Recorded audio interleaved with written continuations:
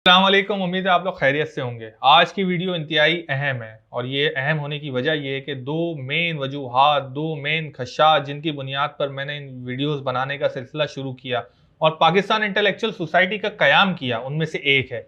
आज की वीडियो का टॉपिक है होमोड्यूस टेक्नोलॉजिकल गॉड या ज़मीनी खुदा। ये वीडियो की अहमियत का अंदाजा इस बात से लगाएं कि इस वीडियो पे मैं कोई एड्स भी नहीं चला रहा, ताकि जो सुनने वाला है वो मुकम्मल तवज्जो के साथ पूरी मुकम्मल वीडियो सुने बगैर किसी डिस्ट्रैक्शन के। मैं नहीं चाहता इस वीडियो को मिलियंस ऑफ व्यूज मिलें, जो मुमकिन भी नहीं है, लेकिन अगर 1000 बंदे भी इस वीडियो को सुने तो वो बिल्कुल तसल्ली के साथ इस वीडियो को सुने और इस वीडियो को मुकम्मल सुने। अगर मैं लाइक्स, फॉलो और व्यूज के चक्कर में ये चक्कर होते और ये मिशन, ये गोल होता, तो टिकटॉक पे मैं अपना अकाउंट बना के 15-15 सेकंड की वीडियो बना के खुद को रिडिक्यूल करके, खुद का मजाक उड़वा के बहुत सारे हंसने वाले लोग इकट्ठे कर लेता। लेकिन ये वो हंसने वाले लोगों के लिए नहीं है, ये उन लोगों के लिए जो इस मसले को, प्रॉब्लम को समझ रहे हैं, जिनको पता है कि कुछ मसला चल रहा है और इस मसले का हल हमारे पास नहीं है। तो इस वीडियो को शुरू करने से पहले, क्योंकि ये होमोड्यूस पे है, हरारी की किताब पे ये वीडियो हम बना रहे हैं, या समझें कि इसको बहुत ज़्यादा इस चीज़ को, जो एक प्रॉब्लम हम फेस करने वाले हैं बाहैसियत नेशन, बाहैसियत मुस्लिम उम्मा, उसका जो एक बहुत बड़ा प्रूफ है वो हरारी की किताब से, या बहुत बड़ी जो इसकी आइडियोलॉजी है वो हरारी की किताब से मिलती है। तो हम मिलके इस पहले हरारी की बुक की समरी, होमोड्यूस, यकीनन बहुत सारे लोगों ने नहीं पढ़ी होगी, तो उस समरी, उस किताब की समरी को समझते हैं। ठीक हो गया। एक चैनल है बुकिफाई बुक समरीज, मेरे गालबन ये इंडिया का चैनल है। इन्होंने इस किताब का बहुत अच्छी सी इस किताब की समरी की हुई है 10 मिनट की।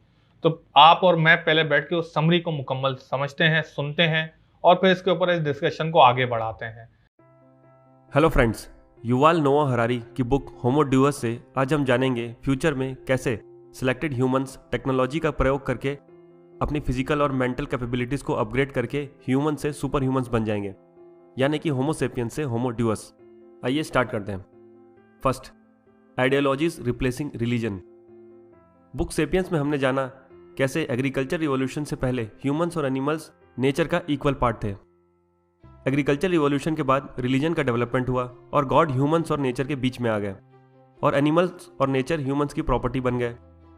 आपस में कोऑपरेट करने के लिए ह्यूमंस ने इमेजिन्ड रियलिटी का आविष्कार किया, जैसे गॉड, रिलीजन, नेशंस। रिलीजन एक इमेजिन्ड रियलिटी होने के बावजूद इतना इंपॉर्टेंट हो गया कि लोग जन्म से ही उसे स्ट्रिक्टली फॉलो करने लगे और उसके लिए अपनी जान तक कुर्बान करने लगे। हर रिलीजन में डिफाइंड मॉरल रूल्स होते हैं जो ज़्यादातर लोग फॉलो करते हैं। वो ये सब अपनी फैमिली और समाज से सीखते हैं। ज़्यादातर रिलीजन्स का डेवलपमेंट मेडिवल एज में हुआ था, यानी कि तब जब टेक्नोलॉजी ज़्यादा डेवलप नहीं थी और लोगों का नॉलेज भी बहुत कम था, इसलिए वो अपने हर सवाल का जवाब अपने रिलीजन में ढूंढते थे। लेकिन 20वीं सेंचुरी में साइंस ने हमारी ज़्यादातर प्रॉब्लम्स को सॉल्व कर दिया है। 19वीं सदी की प्रॉब्लम्स जैसे डिजीजेस, हंगर, फेमिन, वॉर्स, इन सब का सोल्यूशन 20वीं सेंचुरी में टेक्नोलॉजी ने ढूंढ निकाला है। आज बेसिक न्यूट्रिशन की गारंटी हर कंट्री की सरकार देती है। अगर कहीं डिजास्टर हो जाता है तो भी वहाँ कोई सपोर्ट करने पहुँच जाता है। आजकल लोग हंगर से ज़्यादा मोटापे और डायबिटीज़ से मरते हैं। जहाँ पहले लोग कई अनजान बीमारियों से जान गंवा बैठते थे और उन्हें लगता था कि यह भगवान की मर्जी है या कोई ब्लैक मैजिक है, आज मेडिसिन और हाइजीन के डेवलपमेंट ने सब कंट्रोल कर लिया है। अगर कोई किसी बीमारी से मरता है तो इसे भगवान की मर्जी नहीं, बल्कि लापरवाही या फिर इलाज के न मिलने की देरी से माना जाता है। 1945 के बाद विश्व में कोई बड़ा युद्ध नहीं हुआ है। इसका बड़ा कारण है न्यूक्लियर बम का आविष्कार। न्यूक्लियर बम की तबाही के डर से ना तो कोई सरकार ना तो कोई कॉरपोरेशन वॉर के पक्ष में है। टेररिस्ट बस कुछ घटनाएं कर सकते हैं, लेकिन वो किसी कंट्री के साथ वॉर नहीं लड़ सकते। जैसे जैसे टेक्नोलॉजी विकसित होती जाएगी, रिलीजन का इंपॉर्टेंस कम होता जाएगा। मेडिवल टाइम में डेवलप हुए रिलीजन्स का आज की सिचुएशंस और आइडियाज़ के लिए कोई सोल्यूशन नहीं है, जैसे होमोसेक्सुअलिटी, फेमिनिज्म, डिजाइनर बेबीज। अब सवाल ये उठता है कि क्या रिलीजन पूरी तरीके से खत्म हो जाएगा? नहीं, रिलीजन पूरी तरह से खत्म नहीं होगा। कई लोग रिलीजियस होंगे, लेकिन हिस्ट्री कभी भी मासे से नहीं बनती। वो उन चुनिंदा लीडर से बनती है जो आगे की सोचते हैं और लोगों को इन्फ्लुएंस कर सकते हैं। फ्यूचर में वही लोग राज करेंगे जो रिलीजन से निकल के टेक्नोलॉजी का इस्तेमाल करके लोगों को इन्फ्लुएंस कर सकें। रिलीजन का डेवलपमेंट हुआ था समाज में ऑर्डर मेंटेन करने के लिए, तो अगर रिलीजन का इंपॉर्टेंस कम हो जाएगा तो समाज में ऑर्डर कैसे मेंटेन होगा? 21वीं सेंचुरी में आइडियोलॉजीज रिलीजन को रिप्लेस कर रही हैं। आइडियोलॉजीज जैसे ह्यूमनिज्म, कैपिटलिज्म, लिबरलिज्म आज सारी दुनिया को डोमिनेट कर रहे हैं। ह्यूमनिज्म का मतलब है सारे ह्यूमंस का विकास और सारे ह्यूमंस का विकास होगा कैपिटलिज्म को फॉलो करके। कैपिटलिज्म का मतलब है कंपनीज जो प्रॉफिट जनरेट करती हैं उसको इन्वेस्ट करके और ज़्यादा कैपिटल यानी कि इंडस्ट्रीज और जॉब्स क्रिएट हों और उससे और ज़्यादा प्रॉफिट आए जो कि फिर से री इन्वेस्ट किया जा सके। इससे लगातार ग्रोथ होता रहेगा और कैपिटल का क्रिएशन होता रहेगा। आज हर कंट्री में इकोनॉमिक डेवलपमेंट की होड़ लगी हुई है। इकोनॉमिक डेवलपमेंट के लिए बस 3 रिस्ट्रिक्शंस हैं, रॉ मटेरियल, एनर्जी और नॉलेज। अब रॉ मटेरियल और एनर्जी तो लिमिटेड है, लेकिन नॉलेज ह्यूमंस के पास अनलिमिटेड है। ह्यूमंस अपने नॉलेज को यूज़ करके नए नए सोर्सेज ऑफ रॉ मटेरियल और एनर्जी की खोज करते रहेंगे और हमें इनकी कमी कभी नहीं होगी। इकोनॉमिक डेवलपमेंट की रियल प्रॉब्लम है इकोलॉजिकल डिस्ट्रक्शन और ट्रेडिशनल वैल्यूज़ और सोशल स्ट्रक्चर्स का खत्म होना। इकोनॉमिक ग्रोथ की वजह से होने वाले एनवायरनमेंट डैमेज का सबको पता है, लेकिन कोई भी अपने ग्रोथ पे ब्रेक लगाना नहीं चाहता है। सरकारें लोगों को बेहतर कल देना चाहती हैं ताकि उनका राज चलता रहे, कॉरपोरेट्स को प्रॉफिट चाहिए और आम लोगों को तरक्की और खुशहाली। इसलिए ह्यूमंस के ये कलेक्टिव इकोनॉमिक डेवलपमेंट के प्लान्स शायद प्लैनेट अर्थ को एक दिन इनहॉस्पिटेबल बना देंगे। तीसरी बड़ी आइडियोलॉजी है लिबरलिज्म। लिबरलिज्म का मतलब है every individual is unique and his choices must be respected, यानी कि हर इंसान एक यूनिक है। सच वो नहीं है जो रिलीजन में लिखा है, सच वो है जो एक इंडिविजुअल को लगता है, बस वो किसी को हार्म ना करे। होमोसेक्सुअलिटी सही है क्योंकि वो 2 इंडिविजुअल्स को सही लगता है। डेमोक्रेसी में हर इंडिविजुअल का राइट होता है वोटिंग का। लिबरलिज्म में सारा फोकस इंडिविजुअल्स की हैप्पीनेस और ग्रोथ पे होता है।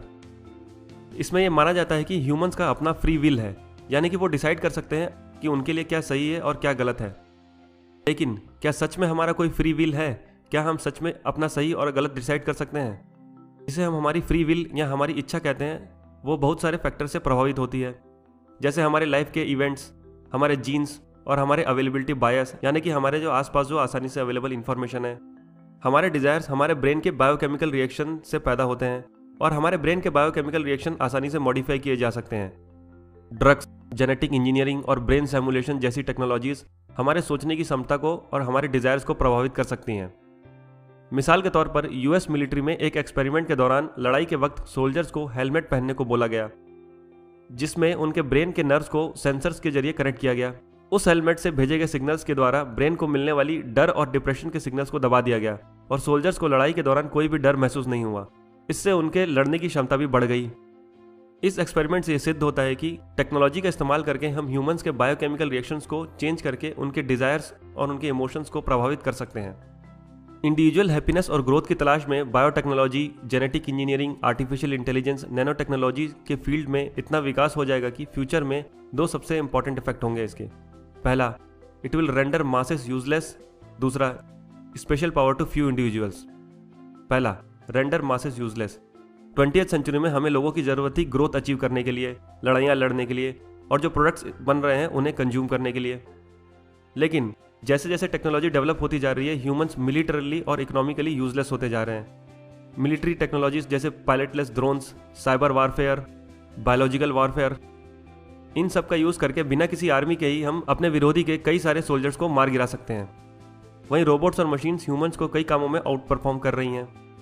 ह्यूमंस के माइंड के 2 हिस्से हैं, कॉन्शियस और इंटेलिजेंस। कॉन्शियस हमारी एबिलिटी है जिससे हम सोचते हैं, इमोशंस को फील करते हैं और चीज़ों को एक्सपीरियंस करते हैं। इंटेलिजेंस हमारी एबिलिटी है जिससे हम किसी भी काम को करते हैं, जैसे कार चलाना, कंप्यूटर में प्रोग्रामिंग करना। ह्यूमन माइंड के कॉन्शियस वाले हिस्से को साइंस आज तक डिकोड नहीं कर पाया है, लेकिन इंटेलिजेंस वाले हिस्से को डिकोड कर लिया गया है। रोबोट्स और कंप्यूटर्स का इंटेलिजेंस लेवल ह्यूमन से कहीं ज़्यादा है। इंटेलिजेंट सॉफ्टवेयर बहुत सारे वाइट कॉलर जॉब्स आसानी से कर सकता है, जैसे banking transaction, ticket booking, stock trading, disease diagnosis. Future में इन जॉब्स में ह्यूमंस की ज़रूरत नहीं पड़ेगी। दूसरा, special power to few individuals. Humans individual happiness की तलाश में इमॉर्टैलिटी और एवरलास्टिंग यूथ के लिए कड़ी रिसर्च करेंगे। फ्यूचर में नैनो रोबोट्स ह्यूमंस के ब्लड वेसल में इंजेक्ट कर दिए जाएंगे, जो ना केवल हमें बीमारियों से बचाए रखेंगे बल्कि एजिंग के प्रोसेस यानी कि बुढ़ापे के प्रोसेस को भी इतना स्लो कर देंगे कि हमें लाइफ ऑलमोस्ट इनफाइनाइट सी लगने लगेगी। और जो कि पेन और प्लेजर की फीलिंग हमारे ब्रेन में बायोकेमिकल रिएक्शन की वजह से होती है, एवरलास्टिंग प्लेजर के लिए ह्यूमंस अपने ब्रेन की बायोकेमिस्ट्री को मॉडिफाई करने लगेंगे। अपने डीएनए को मॉडिफाई करके वो कई हेरिडिटरी बीमारियों और कैरेक्टरिस्टिक्स से बच सकते हैं। फ्यूचर में अपनी क्षमता को बढ़ाने के लिए नॉर्मल ह्यूमन भी नॉन ऑर्गेनिक पार्ट्स को अपने शरीर के ऑर्गेनिक पार्ट्स के साथ कंबाइन करने लगेंगे, एक साइबॉर्ग की तरह। अब सवाल ये उठता है कि क्या सरकारें, ह्यूमन राइट्स ऑर्गेनाइजेशन ह्यूमंस की बॉडी और ब्रेन को मॉडिफाई करने की इजाज़त देंगे? किसी भी टेक्नोलॉजी का आविष्कार अपग्रेड करने के लिए नहीं होता, बल्कि क्योर करने के लिए होता है। लेकिन बाद में वो टेक्नोलॉजी कमर्शियल रूप ले लेती है और सुपर रिच उसका फ़ायदा उठाते हैं। एग्जाम्पल, प्लास्टिक सर्जरी का डेवलपमेंट लड़ाई में घायल सोल्जर्स के ट्रीटमेंट के लिए हुआ था, लेकिन आज इसका इस्तेमाल ब्यूटी ट्रीटमेंट्स के लिए होता है। इसलिए फ्यूचर में कुछ सेलेक्टेड रिच लोग अपनी फिजिकल और मेंटल एबिलिटीज़ को अपग्रेड करके ह्यूमन से सुपर ह्यूमंस बन जाएंगे, यानी कि होमो सेपियन से होमो ड्यूस बन जाएंगे। और मासेस यानी कि ज़्यादातर लोअर और मिडिल क्लास लोग टेक्नोलॉजी की वजह से यूजलेस और जॉबलेस हो जाएंगे। Next, data religion. फ्यूचर में हमारी इकोनॉमी मटेरियल इकोनॉमी से नॉलेज इकोनॉमी में बदल जाएगी। जैसे आज रिलीजन हमें गाइड करता है हमें सही और गलत का फैसला करने में, वैसे ही फ्यूचर में डाटा हमें गाइड करेगा, यानी कि डाटा हमारा नया रिलीजन होगा। ह्यूमंस बड़ी मात्रा में डाटा जनरेट करेंगे। ह्यूमंस के सारे एक्सपीरियंस सोशल नेटवर्किंग साइट्स के जरिए डाटा में कन्वर्ट होते जाएंगे। आज की डेट में गूगल के आर्टिफिशियल इंटेलिजेंस सॉफ्टवेयर उनकी सर्च वेबसाइट पे किए गए सर्चेस से इलेक्शन के रिजल्ट्स, प्रोडक्ट की डिमांड या किसी डिजीज़ का आउटब्रेक प्रेडिक्ट कर सकते हैं। आजकल फिटनेस बैंड्स हमारे heart rate, sleep cycle, blood pressure को रिकॉर्ड करके हमें अपनी हेल्थ की जानकारी देते हैं। इंटरनेट ऑफ थिंग्स यानी कि IoT ह्यूमंस को मशीन के साथ कनेक्ट करेंगे, यानी कि फ्यूचर में ह्यूमंस एक बड़े नेटवर्क का बस एक छोटा सा डाटा पॉइंट होंगे। हमारे हेल्थ, एक्सपीरियंस और हैबिट्स के डाटा को कन्वर्ट करके फ्यूचर में आर्टिफिशियल इंटेलिजेंस सॉफ्टवेयर हमें गाइड करेंगे और हमारे पास और कोई ऑप्शन नहीं होगा उन पर भरोसा करने के अलावा। Amazon एलेक्सा, एप्पल सिरी, गूगल नाउ, ये सब वर्चुअल असिस्टेंट हमारी दिनचर्या को सेट करेंगे और हमारी हैबिट्स को कंट्रोल करेंगे। रिलेशनशिप बनाने के लिए भी हम इन्हीं सॉफ्टवेयर पर निर्भर होंगे। फेसबुक का एल्गोरिदम लाइक्स, कमेंट्स और शेयर्स को एनालाइज करके किसी भी इंसान के डिजायर्स, ओपिनियंस को प्रेडिक्ट कर सकता है। हमें भले ही अपने पिछले लाइक्स, एक्सपीरियंस और शेयर्स याद नहीं होंगे, लेकिन फेसबुक कई सालों का डाटा रिकॉर्ड और एनालाइज कर सकता है। हम अपना पर्सनल डाटा इन कॉरपोरेशंस को अपने ही बेनिफिट के लिए देने में मजबूर हो जाएंगे। आर्टिफिशियल इंटेलिजेंस सॉफ्टवेयर की रिकॉर्डिंग और कंप्यूटिंग की क्षमता ह्यूमंस से कहीं ज़्यादा फास्ट और एक्यूरेट होगी, इसलिए ह्यूमंस को इनमें भरोसा करना ही पड़ेगा। सॉफ्टवेयर्स हमारा ही डाटा कलेक्ट करके कैलकुलेशंस करेंगे, इसलिए फ्यूचर में डाटा ही हमारा नया रिलीजन होगा। ये सारी बातें हमने डिस्कस की युवाल नोवो हरारी की बुक होमो ड्यूस से। तो आपको भी लगा मेरी तरह खतरनाक बातें इसके अंदर? आप खुद सोचें, 10 मिनट की जो वीडियो देखी है, आज के दौर में जो हो रहा है इससे कितनी चीजें आप रिलेट कर सकते हैं, कितनी चीजें रिलेट कर सकते हैं। अगर मैं एलन मस्क के न्यूरालिंक की बात करूं तो आपको पता है कि वो इस वक्त जो FDA या जो भी इनका हेल्थ का जो वो अप्रूवल होता है वो क्योर करने के लिए कि हाँ ये इंसानी दिमाग को क्योर करेगा, वो न्यूरालिंक अप्रूव हो चुका है, वो ह्यूमन एक्सपेरिमेंट उसके शुरू हो चुके हैं। ठीक हो गया। इस तरह जो मुख्तलिफ चीज़ें इस वक्त जो हम इस्तेमाल कर रहे हैं कि पाँव के प्रोस्टेट्स जो मुख्तलिफ इस्तेमाल कर रहे हैं, साइबॉर्ग किस्म के मशीनी प्रोस्टेट इस्तेमाल कर रहे हैं कि इंसान जिसके हाथ, पाँव, आंखें, कान सुनने की सलाहियत नहीं है, वो उस सलाहियतों को मशीनी एतबार से रोबोटिक्स के फील्ड के अंदर वो हम बना रहे हैं इंसानों का। ठीक है, हम इंसानों को मुकम्मल कर रहे हैं। ये अभी तक यहाँ पे है। ठीक है, हम इस प्रेजेंट के अंदर हैं। फ्यूचर के अंदर साइबॉर्ग, मुझे वो चीजें भी आ गई हैं। मैंने देखी एक रोबोट सूट था जिसको उठा के बड़ा बहुत ज्यादा वजन इंसान उठा के दूसरी जगह पे असेंबल कर रहा था। तो इंसान अपनी आसानी के लिए चीजें करता रहता है। अब यहाँ पे प्रॉब्लम क्या है? चले कुछ हम हालात हाजरा की बात करते हैं। फेसबुक की फीड भरी पड़ी हुई है मेरी, मैसेजेस से इनबॉक्स, इंस्टा के अंदर अनबार लगे हुए हैं कि सर व्हाट्सएप की नई पॉलिसी आई है और ये व्हाट्सएप की नई पॉलिसी आपसे डेटा मांग रही है। अब क्या किया जाए इस सूरत में? अच्छा, वो डेटा क्या मांग रही है? पहले वो डेटा नहीं मांगती थी आपका, पहले वो इस किस्म के एक्सेस नहीं मांगती थी। तो हम यहाँ पे थोड़ा डेटा की साइंस को समझ लेते हैं कि डेटा काम किस तरह करता है। आपको पता है फेसबुक के ऊपर जो आप इस्तेमाल करते हैं, फेसबुक आप सर्फ करते हैं, फेसबुक ने आपकी प्रोफाइलिंग की हुई है। आप चाहे अपने बच्चे की तस्वीर अपलोड करें ना करें, आप चाहे उस पर सर्च करें ना करें, फेसबुक को डेटा के जरिए ये पता है, उसकी जो आर्टिफिशियल इंटेलिजेंस सिस्टम है वो ये प्रिडिक्ट कर सकता है कि आपके पास इस वक्त बच्चे कितने हैं और आपके बच्चों की उम्र क्या है, चाहे आप करें या ना करें। आपकी चैट से, आपके जो शेयरिंग है, आपकी सर्फिंग की हैबिट से, आपके उठने की, फेसबुक पे लॉग इन होने की और फेसबुक से लॉग आउट होने की हैबिट से, आप जो चीजें सर्फ करते हैं, जैसे बहुत सारी ऑनलाइन शॉपिंग नहीं चल रही होती, उससे वो फेसबुक का जो AI है वो प्रिडिक्ट कर लेता है कि ये सामने जो अब्दुल भाई बैठे हुए हैं ये शादीशुदा हैं, इनकी उम्र 30 साल है, चाहे आपने वो डेटा डाला हो या ना डाला हो, ये 30 साल है और ये 30 साल के 2 बच्चे रखते हैं, जिसकी एक बच्ची है 5 साल की और दूसरी बच्चा है 2 साल का। ये एज रेंज तक ठीक है, फेसबुक को ये पता है कैसे, आपके सिर्फ सर्व करने की हैबिट से। और इसमें जो तड़का डालते हैं वो ये जो फेसबुक, गूगल, अमेजॉन, ये जो मुख्तलिफ जितनी भी कंपनीज हैं ये आपस में डेटा शेयरिंग करती हैं। इसके ऊपर सेनेट के ऊपर मार्क जुकरबर्ग से बहुत सवालात चल रहे हैं, बल्कि एक लॉ चल रहा है, एक सूट चल रहा है गूगल, फेसबुक और मुख्तलिफ कंपनी के खिलाफ जिसका नाम है एंटी ट्रस्ट लॉ। तो आप सोचें कि ये कितनी खतरनाक सूरत हाल है कि आपका डेटा, आप क्या करते हैं, आप सुबह काम पे किस रूट पे जाते हैं, किस जगह पे काम करते हैं, आपकी सैलरी क्या होगी, आप हाई एंड परचेजर हैं। मैं ये नीचे लिंक डाल रहा हूँ, इसके ऊपर आप इसको फॉलो करके आप फेसबुक में अपनी प्रोफाइल चेक कर सकते हैं। इसमें ये फेसबुक सब नहीं बता रहा कि वो आपके बारे में क्या स्टोर करके रख रहा है, खाली मोटी बातें बता रहे हैं कि हमने आपके बारे में ये अज्यूम किया हुआ है। तो ये खतरनाक सूरत हाल अपनी आंख से देखने के लिए वो मोटी बातें जो आपके बारे में फेसबुक को पता है, वो नीचे लिंक में डिस्क्रिप्शन के अंदर लिख रहा हूँ, उसको जरूर देखें। अच्छा, अब दूसरी हालात हाजरा पे आ जाते हैं। व्हाट्सएप जो ये पॉलिसी मांग रहा है, तो पहले फर्क क्या है? बहुत सारे लोग बड़ा कूल एक्ट कर रहे हैं ना कि क्या फर्क पड़ता है देखें, फेसबुक पे हम ये सारा डेटा जो व्हाट्सएप इस वक्त मांग रहे हैं हम देते थे। हम डेटा शेयरिंग पॉलिसी में जब एग्री कर रहे थे, हम एग्रीएबल थे कि हाँ फेसबुक के अंदर तुम सारा डेटा ले लो। लेकिन व्हाट्सएप जो है ये बहुत ही प्राइवेट और पर्सनल कम्युनिकेशन का टूल है। ये वो वाला टूल है जिसके ऊपर आप मैसेज कर रहे होते हैं, आधा किलो दही ले आओ, 2 रोटियां लेते आना। शौहर अपनी बेगम अपने शौहर को मैसेज कर रहा होता है, मेरे प्रेगनेंसी का जो टेस्ट आया है वो पॉजिटिव आया है। कोई आपके फड्डे होते हैं, किसी को उधार दिया हुआ होता है, वो सारा व्हाट्सएप पे हो रहा होता है, क्योंकि आप व्हाट्सएप को as a one to peer communication tool इस्तेमाल कर रहे होते हैं। वो सोशल नेटवर्क नहीं है। इसके ऊपर जो अच्छा वो क्या कह रहे हैं, जो एक इनकी जो होशियारी है व्हाट्सएप फेसबुक की, मार्क जुकरबर्ग भाई की, वो कह रहे हैं कि हम आपसे आपके मैसेजेस अभी तक पीयर टू पीयर इंक्रिप्शन है वो नहीं मांग रहे, वो खाली मीडिया मांग रहे हैं। हम आपसे जो मीडिया शेयर कर रहे हैं, जो आप स्टेटस लगाते हैं या जो आप मीडिया मैसेजेस के अंदर शेयर करते हैं, खाली हम उस डेटा को हम इस्तेमाल करेंगे। मीडिया क्या होता है? Picture, video, audio. मुझे आप खुद बताएं कि आपने लास्ट टाइम फेसबुक पे किसी से बात की इन चीजों के अलावा? नहीं। लव लेटर भेजते हैं, ईद मुबारक भेजते हैं, सुबह बखैर भेजते हैं, ग्रुप भरे पड़े हुए हैं। इसके अलावा आप किसी को मैसेज भी कर रहे होते हैं, आप वॉइस भेज रहे होते हैं, वो वॉइस तक आपके एनालाइज हो रही होती है कि यार ये बंदा है क्या, इतना आपको जानते हैं।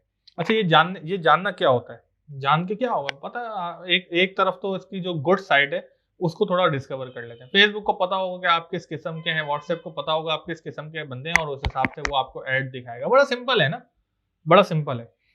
अब दूसरी तरफ आते हैं, ट्रम्प का जो इलेक्शन हुआ था, ट्रम्प के ऊपर, ट्रम्प क्या है और मिलिट्री इंडस्ट्रियल कॉम्प्लेक्स के ऊपर पूरी वीडियो मैंने जहांगीर को कही हुई है कि वो बनाए, तो आपको समझ आएगा कि ये जो एक बड़ा गेम चल रहा है, मैं टेक्नोलॉजिकल पे बना रहा हूँ, उस पर बनाएगा, ये बड़ा गेम चल रहा है, असल में ये है क्या। अच्छा, ट्रम्प का इलेक्शन था, और आप एक चीज ईमानदारी से बताएं कि ट्रम्प जितना रिडिक्यूल हुआ है इस पूरी दुनिया के अंदर, जितना मजाक ट्रम्प का बनाया गया है, उतना मजाक आपने किसी का उड़ते हुए देखा है? नहीं ना। तो ट्रम्प इतना बुरा, इतना इडियट है। अमेरिका की आधी अवाम जिसने अभी भी उसको दूसरे इलेक्शन में वोट दिया हुआ है, वो इतनी बेवकूफ है? नहीं है, नहीं है। बल्कि वो अवाम सोचती क्या है। मैं एक और वीडियो चला रहा हूं, पहले आप ये वीडियो देखें। Okay, and as well as in the banking cartels. So all over the globe, countries are occupied by central banking institutions that loan the government money at interest, and this enables them to own all the other socioeconomic and geopolitical gears in the country. Okay, and then what they do is they use their billions or trillions of dollars to create a bunch of deep underground bases where they have all this like highly top secret technology going on. Okay, and they are like figuring out how to do things like create infinite energy, or do things like anti-gravity technology or inertia propulsion. They're learning how to do things like cloning and all sorts of crazy stuff. Okay, this is like a global takeover. They're trying to create a new world order, right? They're trying to create a one world government. That means there's like over 180 countries involved in all this stuff, where they're monopolizing all the resources, all the labor in the country through the central banking system, okay? And that enslaves the whole country through debt to whoever owns a central bank, all right? Now, as they're researching all this stuff, as they're, all this R&D, they're covering it up through top secret security clearances and through blackmail in the government, in the media, in entertainment and stuff like that. so that the truth about these technologies never gets out, and they use these people like a smoke screen for all this other stuff that's behind the scenes. And this is going on all over the world, okay? The Swiss Alps are made like Swiss cheese with these freaking underground bases, okay? The United States has over, like, seriously, 150, 200 of these things, and that's small compared to some countries, okay? Some countries are so deeply infiltrated you can't move but 100 miles in any direction and you got a deep underground base. देखिए आपने video, ये है Trump के supporter. वह बहुत ज्यादा इसने prolong चवले मारी हैं। कॉन्स्पेरेसी थ्योरिस्ट है जो बड़ा मशहूर है ना, ये आपने देखा होगा, इसकी तस्वीरें हर जगह सर्कुलेट हो रही हैं। ये वो लोग हैं जो उस निज़ाम के खिलाफ हैं, जो निज़ाम आपको चला रहा है, जो हमें चला रहा है। ये टेक्नोलॉजिकल खुदा जो बने हुए हैं, जिन्होंने ट्रम्प को रिडिक्यूल किया। ये किस तरह किया? ये मैनिपुलेट किया, या आपके मेरे पूरी दुनिया के दिमाग को मैनिपुलेट किया, वो वाली फीड्स दिखाई, जानबूझ के वो वाली फीड दिखाई। एक और मिसाल है, मैं फ्लैट अर्थ जो थ्योरी है, मैं मुझसे कोई भी सवाल पूछता है तो मैं कहता हूँ कि भाई वो ग्लोब है, अनटिल प्रूवन अदरवाइज। ठीक है, जब तक वो हम क्योंकि नहीं प्रूव कर सकते, क्योंकि वो ग्लोब है तो हम प्रूव ही नहीं कर सकते। हाँ, अगर कोई बाहर निकल के तस्वीर खींच के ला दे, मुझे दिखा दे कि भाई वो फ्लैट है, तो मैं मान लूंगा फ्लैट है। तो लेकिन ये जो फ्लैट अर्थ थ्योरी है, आपको पता है YouTube ने इस पे शैडो बैन लगाया हुआ है। आप इसकी वीडियो सर्च करें, ठीक है, आपको जो टॉप रिजल्ट मिलेंगे ना, मिलियन 36 मिलियन इसकी जो लॉजिकल वीडियो जो इन्होंने बनाई है फ्लैट अर्थ वालों ने, उस पर 36 मिलियन व्यूज हैं। लेकिन आप इसको भी सर्च करेंगे ना, तो फ्लैट अर्थ थ्योरी का मजाक उड़ाने वाली वीडियोस आपको मिलेंगी। क्यों? क्योंकि वो खाली फ्लैट अर्थ की बात नहीं करते ना, वो तो बड़ा मजाक खेज बात है। वो जो दूसरी बातें करते हैं, जो कॉन्स्पिरेसी की बातें करते हैं, वो उसके अंदर बड़ी काम की बातें भी हैं। वो क्या है, दुनिया की नजर में वो मजाक बना दिया गया। आप सर्च करें यूट्यूब के ऊपर। एक बड़ी इसकी दूसरी मिसाल है, प्यूडीपाई के ऊपर यूट्यूब ने शैडो बैन लगा दिया था। इन्फ्लुएंस हो रहा था ना, वो भी एक खुदाई का दर्जा इंसानों के दरमियान हासिल कर रहा था ना, उसको कितने 100 मिलियन लोग फॉलो कर रहे हैं, उसको फॉलोअर्स हैं, उसके सब्सक्राइबर हैं।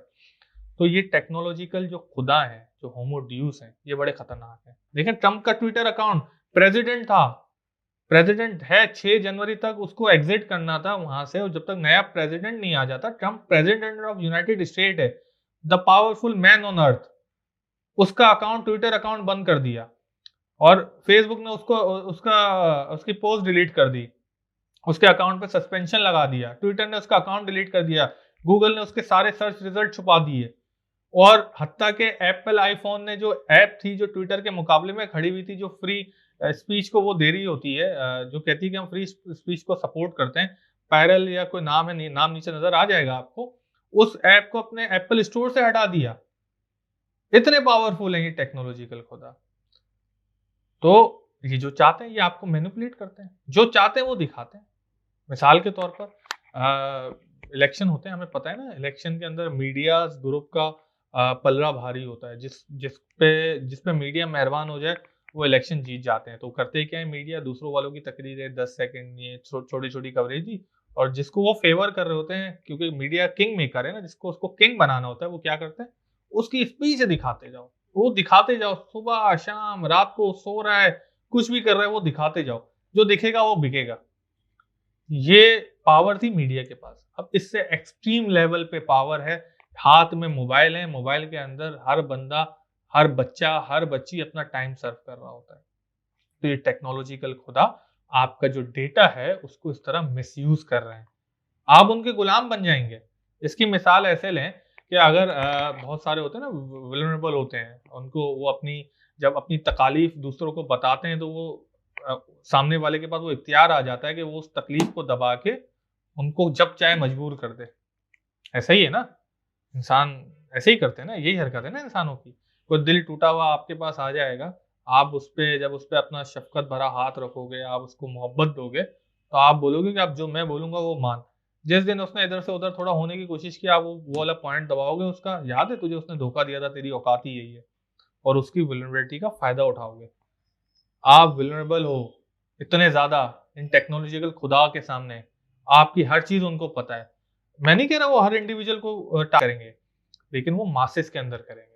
अच्छा, पैसा भी सारा उधर है, सारा टेक इंडस्ट्री में। एलन मस्क दुनिया का नंबर 1 रिचेस्ट बंदा बन गया है, एलन मस्क, ठीक है, स्पेस के अंदर जा रहा है, न्यूरलिंक लगा रहा है, पैसा भी उधर ही है, टेक्नोलॉजी के अंदर ही है।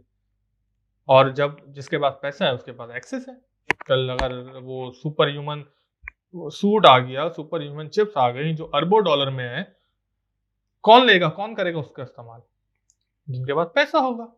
जो अमेजोन का मालिक करेगा, अलीबाबा का मालिक करेगा, एलन मस्क करेगा, मार्क जुकरबर्ग करेगा, गूगल का सीईओ करेगा। और ये क्या करेंगे? ये आप सबसे पावरफुल बन जाएंगे। इनके पास डेटा होगा, इनके पास आपकी वल्नरेबिलिटी होगी, इनके पास आपका पॉइंट होगा। हमारे पास क्या है? बाहैसियत मुसलमान ही चले, मुस्लिम उम्मा ही कह लें, हमारे पास क्या है? हम क्या करेंगे जब आपकी और मेरी जॉब्स को रोबोट्स रिप्लेस कर देंगे? प्रोग्रामर गया, डॉक्टर गया, सर्जन गया, फार्मर गया, मजदूर गया, सब चले गए। किसी की भी जॉब अब सिक्योर नहीं रही। जिसके पास पैसा है वो बस हाँ भाई हायर करो, सबको हायर करो। और बिल गेट्स जैसे जो लोग होंगे वो दुनिया को डिक्टेट कर रहे होंगे। तो आप, मैं, जिनके पास कोई काम करने के नहीं होंगे, हाँ होंगी, जमीनें होंगी, प्रॉपर्टीज होंगी, उसके ऊपर हम अपने रोबोट्स लगा रहे होंगे, लेकिन हैसियत क्या होगी? बिल्कुल जीरो।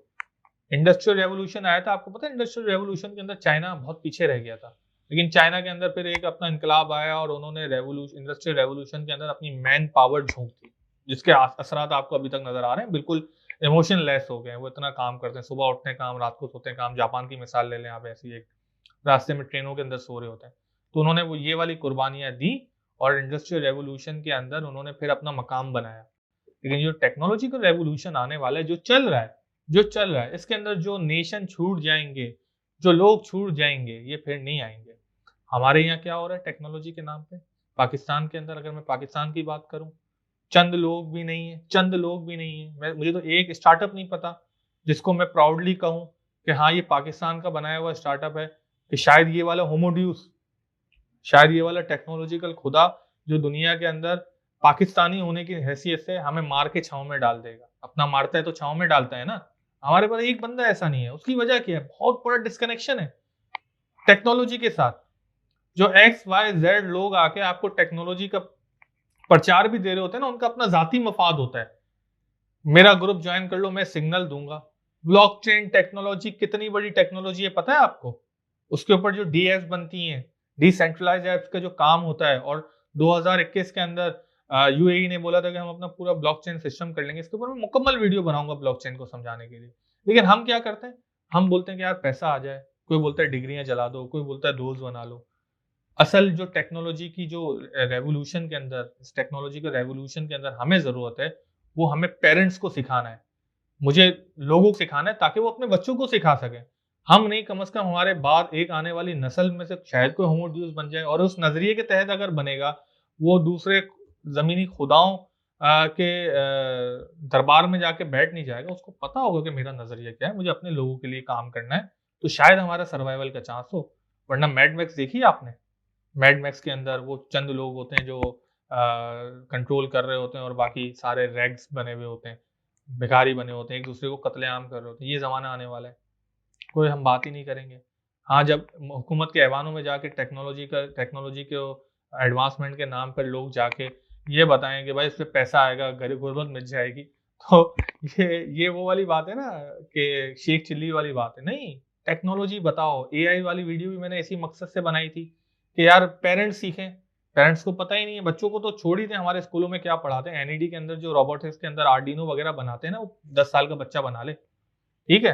10 साल का बच्चा बना ले, उसको मैं शायद 10-12 साल का बच्चा बच्ची हो, उसको मैं 2 दिन के अंदर सिखा दूं आर्डिनो के अंदर प्रोग्रामिंग कैसे होती है। तो मेन मकसद ये है कि हमें टेक्नोलॉजिकल जो पहला पॉइंट है वो ये है कि पेरेंट्स को, जो पेरेंट्स नहीं है, जो बड़े हैं, उनके घर में बच्चे होंगे, कम से कम उनको आप एजुकेट कर दें कि आर्टिफिशियल इंटेलिजेंस काम किस तरह करता है। फैंटेसी और साइंस फिक्शन को छोड़ के ब्लॉकचेन काम किस तरह करता है, मशीन लर्निंग क्या है, डीप लर्निंग क्या है, कम से कम कॉन्सेप्ट हो, कॉन्सेप्ट पता हो। जब वो कॉन्सेप्ट पता होगा, वो कॉन्सेप्ट खुद ब खुद बच्चों के अंदर जाएगा। फिर आप अपने बच्चों को डॉक्टर नहीं बनाएंगे, आप अपने बच्चों को कहेंगे कि यार टेक्नोलॉजी पे काम करो भाई। ये एक मकसद है। वरना हम क्या होगा, हम बाहैसियत नेशन हम बहुत ही पीछे रह जा रहे होंगे, कहीं पता नहीं हमारा क्या हाल होगा। मैं अपने बच्चों के लिए कर रहा हूँ ये जो टेक्नोलॉजिकल रेवोल्यूशन के अंदर जो तैयार करना है कौम को, वो मैं अपने बच्चों के लिए कर रहा हूँ। तो हमें तैयार रहना है। उम्मीद है कि ये वीडियो आपको पसंद आई होगी। और वैसे पैट्रियन का अकाउंट मैं नीचे दे रहा हूँ, इंस्टा पे ज़रूर फॉलो करिएगा और सपोर्ट पैट्रियन पे करें, ताकि इस आवाज़ को बढ़ा सकें, इस पर और मज़ीद रिसर्च कर सकें, कुछ ऐसी एग्जांपल्स ला सकूं मैं सामने कि जिस तरह रोबोटिक्स लैब का एक काम जो जुनेद भाई के साथ हम लियारी के अंदर हैं, हमें अपॉर्चुनिटीज देनी है, हमें सिर्फ अपॉर्चुनिटी ही देनी है। हम किसी को उंगली पकड़ के काम नहीं करवा सकते, हम खाली अपॉर्चुनिटीज देंगे। जो उस अपॉर्चुनिटी को ग्रैस्प करने वाला होगा, अपॉर्चुनिटीज विद आइडियोलॉजी, विद नजरिया, उसको ग्रैस्प करने वाला जो बंदा होगा वो खुद आ जाएगा। हमारे माशरे के अंदर ऐसे लातादाद बच्चे हैं जो फुल पोटेंशियल रखते हैं इन चीजों को, इन होमोड्यूस बनने का। मैं गलत वे में नहीं बोला होमोड्यूस, बात समझें, कि वो टेक्नोलॉजिकल पोटेंशियल रखते हैं, कि वो टेक्नोलॉजी की फील्ड में दुनिया के अंदर एक नाम बनाए, वो आने वाले वक्त के लिए हमारे नेशन को तैयार करें। हमें उनको अपॉर्चुनिटीज देनी है। वो अपॉर्चुनिटीज कैसे देंगे? पहले तो जहन साजी करनी है पेरेंट्स की, बच्चों की। उनको ये बताना है कि इंटरनेट पे बैठ के पैसा कमाना खाली हुनर नहीं है, काम है ना। क्या करता है मेरा बच्चा? मैं चाहता हूँ मेरा बच्चा इंटरनेट पे बैठ के पैसा कमाए, नहीं। वो बोलेंगे मैं चाहता हूँ मेरा बच्चा एआई, आर्टिफिशियल इंटेलिजेंस पे काम करे, मेरा बच्चा डेटा साइंस पे काम करे, मशीन लर्निंग पे काम करे, डीप लर्निंग पे काम करे, मेरा बच्चा ब्लॉकचेन टेक्नोलॉजी पे काम करे, ये चाहता हूँ। और ये कैसे होगा? जब उनको अवेयरनेस होगी, और अवेयरनेस के साथ साथ अपॉर्चुनिटीज भी क्रिएट करनी है ना। गली गली शहर शहर रोबोटिक्स लैब बना दो यार, एक बच्चा तो निकल के आएगा। हर गली के अंदर आर्टिफिशियल इंटेलिजेंस के ऊपर बातें हों हमारी। बातें कैसे होंगी? जब हमारे पास मटेरियल होगा, नाच गाने वाला, गालियों वाला मटेरियल जब होगा, हम क्या करेंगे? हम यही करेंगे, हमारे बच्चे भी यही करेंगे और फिर हम मार खा रहे होंगे। उम्मीद करता हूँ ये आपको वीडियो बहुत पसंद आई होगी। बहुत शुक्रिया आप लोगों का। अल्लाह हाफिज़।